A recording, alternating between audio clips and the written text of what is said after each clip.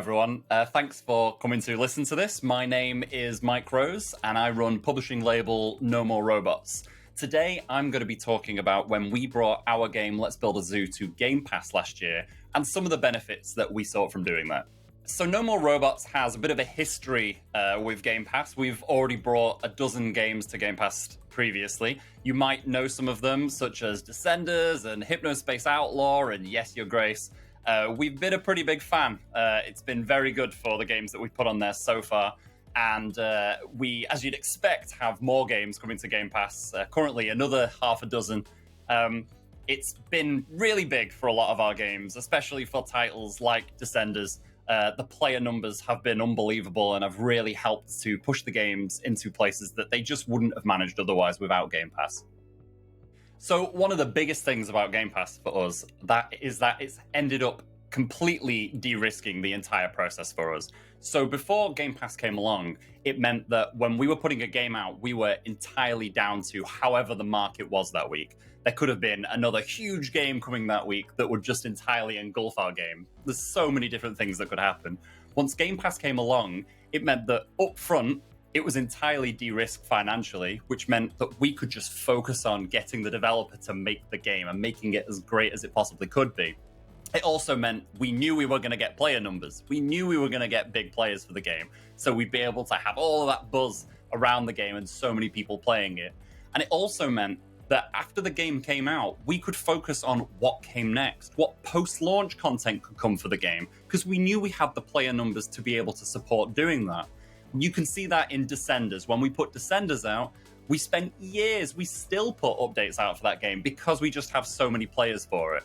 So Game Pass has ended up being huge for every game that we've put out. So when we came to bring Let's Build a Zoo to Game Pass last year, we had all of these things in our mind, the reducing the financial risk and bringing the player numbers, but we also had some thoughts on what we really hoped the game would achieve on Game Pass. So to quickly explain what Let's Build a Zoo even is, as you'd imagine, it's a zoo management sim, but it's got quite a few strange little things going for it. The game has a full morality system in it, which means that you can build a good zoo or you can build a bad zoo. So, for example, you can build a good zoo, which is focused around animal conservation and powering your zoo through wind turbines, or you could build a bad zoo, where there are the mafia dumping bodies into your animal enclosures, or you have black market dealers coming around. It really adds a crazy dimension to the game that has really gelled with players. The other big selling point of the game is that you can splice any animal with any other animal in the game. So you can literally stick the head of an elephant on the body of a kangaroo. It means that there's over 1 million different animals in the game. And it has really made people super interested in the game, which has been fantastic for us. So outside of some of the benefits that we've seen of Game Pass that I mentioned previously, we were really interested to see whether there were going to be some additional benefits that came from Game Pass for Let's Build a Zoo. So one of the big things for us was that this is our first game where we have true DLC in it, DLC pack that you can buy that goes with the game. Would Game Pass users play the base game for free with their Game Pass subscription and then want to invest further into the game? We had no idea, so we were very interested to find out. The other side of it was that Let's Build a Zoo was built for PC and for mouse controls, and we had to entirely rebuild the controls for console. So seeing whether the feedback that we'd get from Game Pass players on that design and seeing whether we could then tweak it based on what they were saying was really interesting to us. So let's talk about bringing DLC to Game Pass first. So we'd built this huge DLC pack with the developers spring-loaded called Dinosaur Island, which essentially just built an entire new campaign for the game, brought dinosaurs into the game, as you'd expect. We were really interested to find out whether Game Pass users were going to want to invest further in the game that they'd played for free on Game Pass. It turns out the answer is yes, and we were really quite genuinely surprised by the results that we saw, pleasantly surprised.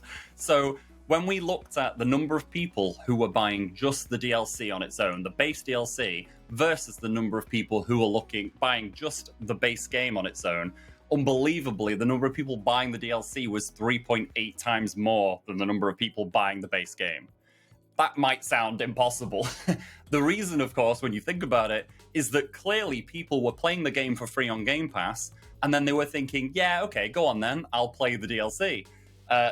So much so that we were seeing 4 times as many people actually giving us money for the DLC versus people buying the base game. The other side to this was that we saw an incredible attach rate of people buying the game in the bundle. So we had a bundle available, which was the base game and came with the Dinosaur Island DLC, and you could choose to buy both of those together for a discount price. Now, normally we'd probably see about 40 to 60% of people choosing to buy the bundle versus buying just the base game on other platforms. On Xbox, it was about 90%, about a 90% attach rate. And again, when you think about why has that occurred, it becomes pretty obvious that it's been a benefit of Game Pass. So you can see people are playing the base game on Game Pass. They're thinking, well, you know what? I'd quite like to play the DLC, but if I don't buy the bundle and I just buy the DLC, then when Let's Build a Zoo disappears off Game Pass, I will then have DLC that I don't have the base game for. So a lot of people were opting to buy the bundle because of that. As you'd expect, that was amazing for us. It means that nearly every single person on Xbox who was investing in Let's Build a Zoo, they were choosing to buy the bundle. They were choosing to buy all the content for the game all in one go. As you'd expect, it's pretty amazing for us in terms of the results that we saw from the sales. So the other point I mentioned earlier was wondering whether we were going to be able to use feedback from Game Pass players to tweak the design for the game. Originally a PC game using mouse controls, usually management games can be a little tricky to bring to console. Translating those mouse controls into a Xbox controller can be a little bit daunting. Spring-Loaded, the developers, worked incredibly hard for a year on making these controls work as perfectly as possible on console. They ended up going for a radial design where you could essentially select everything off a normal PC menu by pointing in a direction and pressing A on it. We were pretty confident in this design, but really what we really needed was huge amounts of feedback from people, and that's what we were hoping was going to happen once we launched the game onto Game Pass. So after the game launched, the feedback that we received was incredibly useful. We were seeing feedback mainly through reviews on Xbox. As you'd expect, tons of those coming in because the game was on Game Pass, so there were so many players.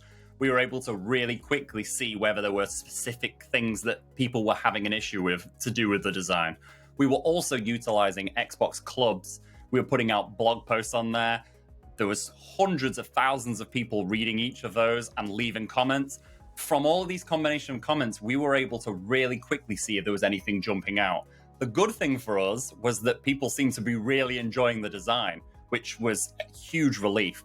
There were little things here and there which we started to notice. We were able to collect all of those up and then put out patches in the coming months using tweaks based on what people were saying. So the feedback from all of this was fantastic in the end. So to wrap it all up, really, as you've seen, the benefits that have come to Let's Build a Zoo have been great. I mean, if I had to really sum up the big one for me, as you'd expect, it's the DLC sales. Seeing those bundle numbers and seeing just the sheer number of people choosing to buy the DLC was unbelievable. It certainly made us think about the things that we're going to do with DLC, not just for Zoo in the future, but also for any games that we put onto Game Pass in the future. It's unbelievable to see the number of people who are happy to play a game for free using their Game Pass subscription and then further invest in a game and a developer. Anyway, thank you very much for listening.